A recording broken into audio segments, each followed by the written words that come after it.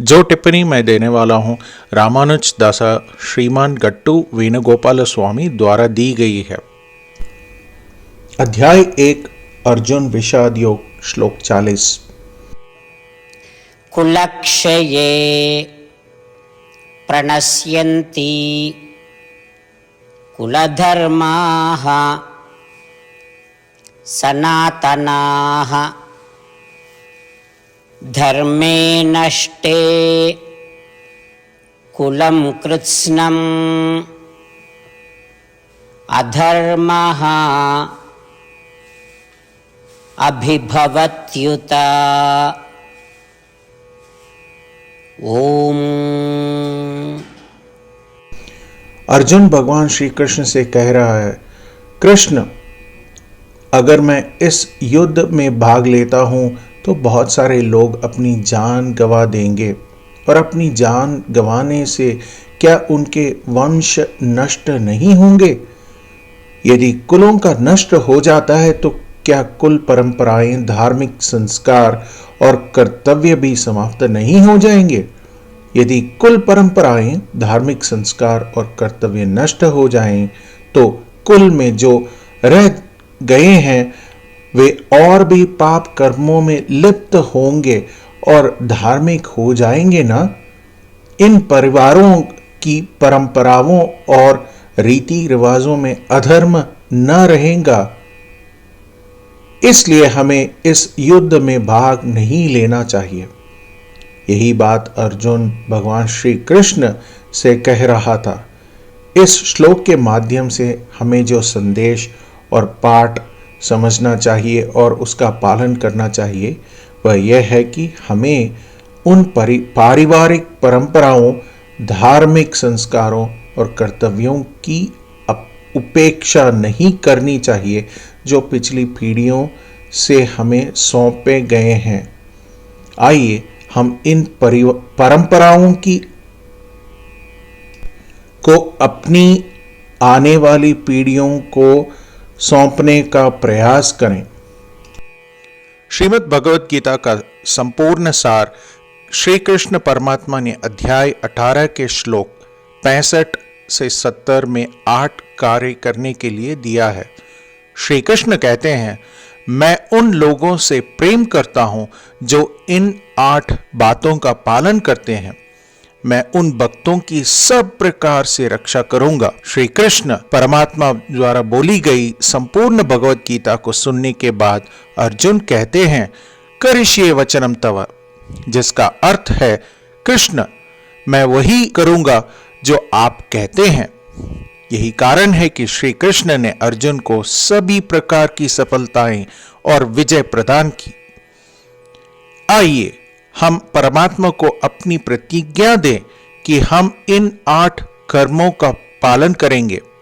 परमात्मा को यह शब्द देने से बड़ी कोई पूजा, तप या यज्ञ नहीं है। मैं ये 8 व्रत कहूंगा जो हमें करने चाहिए। आप सब कृपया अपने मन और हृदय में इन पर विचार करें। आइए अपनी प्रतिज्ञा का पालन करते हुए भगवान श्री कृष्ण की प्रसन्न भरी मोह की कल्पना करें और इस आनंद को महसूस करें। जय श्रीमन नारायण। ये हैं हमारे 8 वादे।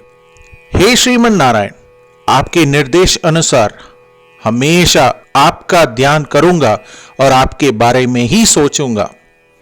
हे श्रीमन नारायण, आपके सलाह अनुसार हमेशा आपका भक्त रहूंगा। हे श्रीमन नारायण, मैं अपने सभी कार्यों को आपकी सेवा के रूप में और आपकी संतुष्टि के लिए ही करूंगा। हे श्रीमन नारायण, जैसा कि आपने कहा था अनुसरण करें। मुझे बहुत विश्वास है कि मैं आपका हूं और मैं हमेशा अपने हाथ पर हाथ जोड़ूंगा और आपको नमस्कारम करूंगा और आपकी पूजा ही करूंगा।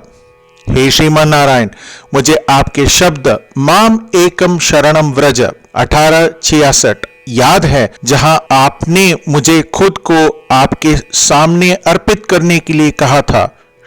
हे श्रीमन नारायण, मैं हमेशा आपकी शरण में जाता हूं।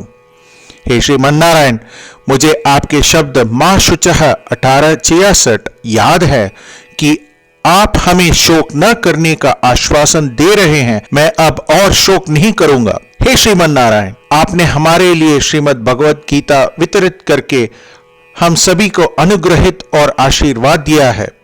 मैं प्रतिदिन कम से कम एक श्लोक पढ़ने या सुनने का वचन देता हूं।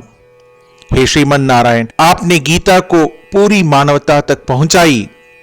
मैं गीता में आपके दिव्य शब्दों को उन भक्तों तक पहुंचाऊंगा या पहुंचाने का प्रयास करूंगा जो गीता से अपरिचित हैं। हे श्रीमन्नारायण, मैं वैसा ही करूंगा जैसा आप कहेंगे। मैं वैसा ही व्यवहार करूंगा जैसे आप चाहते हैं और मैं केवल आपके लिए ही काम करूंगा।